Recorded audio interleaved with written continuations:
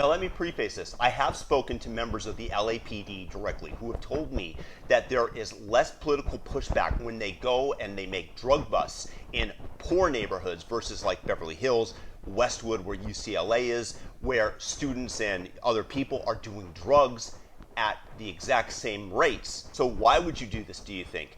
It's an effort to bolster crime statistics against those who are less able to fight back legally, because some of their funding is based on the number of drug arrests that they make. I'm going to work under the presupposition that all the facts and figures that I'm going to present to you here that I've taken often from left-leaning sources are in fact correct. Because whether they are or not, it is what the public is being fed on a daily basis in terms of the media, and also mainly because the solution remains simple and the same. Imprisonment and stereotyping. Black people are over 10 times more likely to be in prison for drug offenses than whites. Arrests for drug offenses are notoriously discretionary, which can conceivably allow law enforcement to target particular ethnic groups.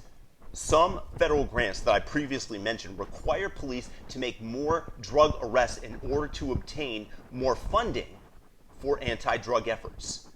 A former police major from Maryland, who's now an executive director for law enforcement against prohibition, stated that minority communities, or again, those on the lower socioeconomic strata of society, are the low-hanging fruit for police departments, because they predominantly deal in the open, on street corners, in open air markets, and they have less political and financial power in order to fight back against the prosecution. And sadly, when statistics of such incarceration rates start making their media rounds, it does help foster a negative stereotype with whatever ethnic group is found guilty of felonies at disproportionate rates. Sadly, many lower-income individuals see the potential profits from the drug trade as a way out, an avenue to help their family, to earn some street cred, to get some money in their pockets, to have an adventure.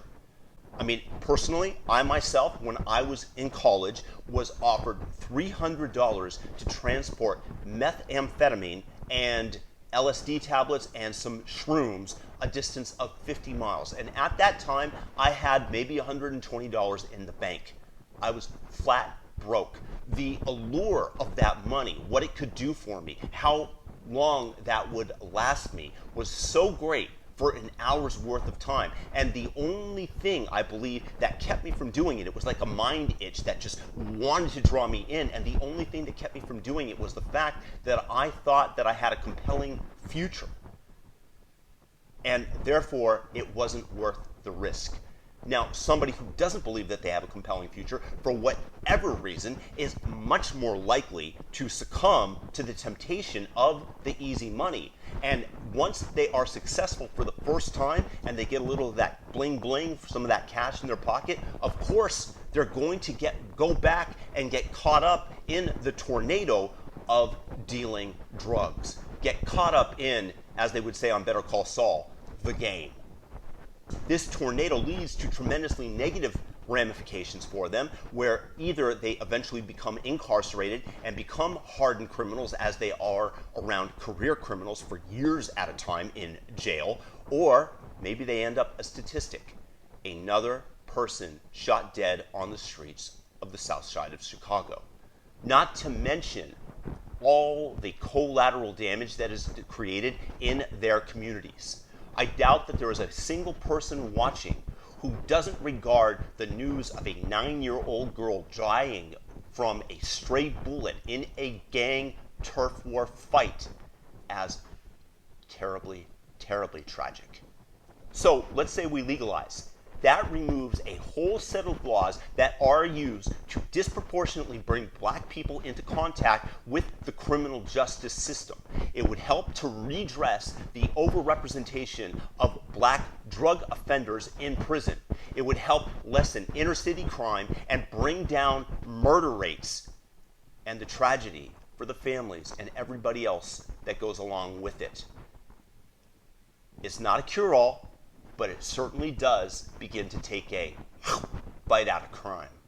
McGruff. Peace and blessings to everybody out there. Appreciate it. Have a great day.